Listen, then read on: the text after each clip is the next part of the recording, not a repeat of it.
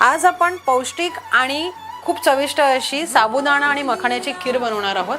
चला तर सर्वप्रथम आपण एका नॉनस्टिक पॅन मध्ये 1 चमचा तूप टाकायचं आहे। मखाणे भाजून घ्यायचे आहेत। तर आपण तुपामध्ये काजू बदाम तळून घ्यायचे आहेत। छान गोल्डन कलर येईपर्यंत आपण याला तळून घेऊया। त्याच तुपामध्ये आता आपण अर्धा लिटर दूध ऍड करायचे आहे।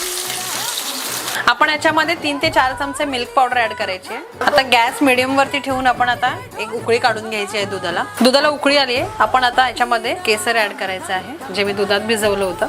आपण याच्यामध्ये भिजवलेले साबुदाणे ऍड करूया। साबुदाणे टाकल्यानंतर आपण याला एक 5 ते 10 मीडियम फ्लेम वरती उकळून घ्यायचं आहे। 100 ते 150 ग्राम मिल्क मेड ऍड करूया। आता गोड तुमच्या चवीनुसार तुम्ही ऍड करायचं आहे। जर तुमच्याकडे मिल्क मेड नसेल तर तुम्ही साखरही वापरू शकता, पण मिल्क मेडने खूप छान कन्सिस्टन्सी येते आणि चव सुद्धा खूप छान लागते। मखाने ऍड करायचे, तळलेले काजू बदाम आता मीडियम फ्लेम वरती आपण एक 5 ते 7 मिनिटं उकळून घ्यायचंय। साबुदाणे आणि मखाने खूप छान शिजलेत, खूप छान कन्सिस्टन्सी आली आहे बघा आपल्या खीरीला। चला तर तयार आहे आपली साबुदाणा मखाना खीर।